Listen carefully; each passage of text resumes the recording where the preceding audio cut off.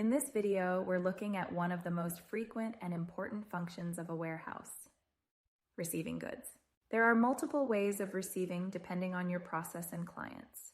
We'll start with a simple blind receipt, which is we don't have a PO or packing list in the system.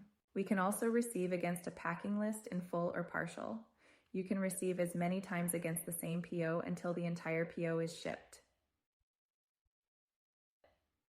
Enter the basic information for the client and arrival date, and select from the packing list to receive against.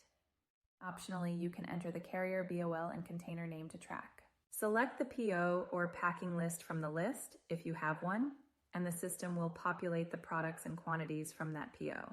You can see the items and the shipped quantity in cartons and eaches.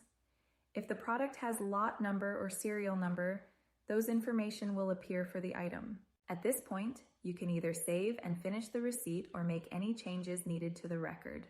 Click Edit next to each item to update the actual received quantity, add weight and dimensions, and select if you are receiving pallets. System will generate LPN or pallet numbers if you select to receive a pallet.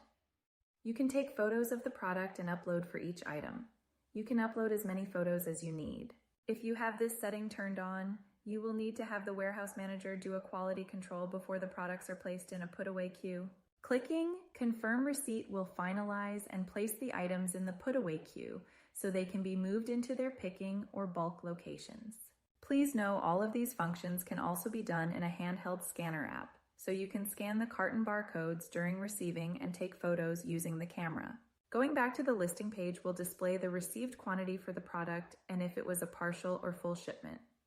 This is when the quantity on hand for the item is incremented, and any connected Shopify stores get updated.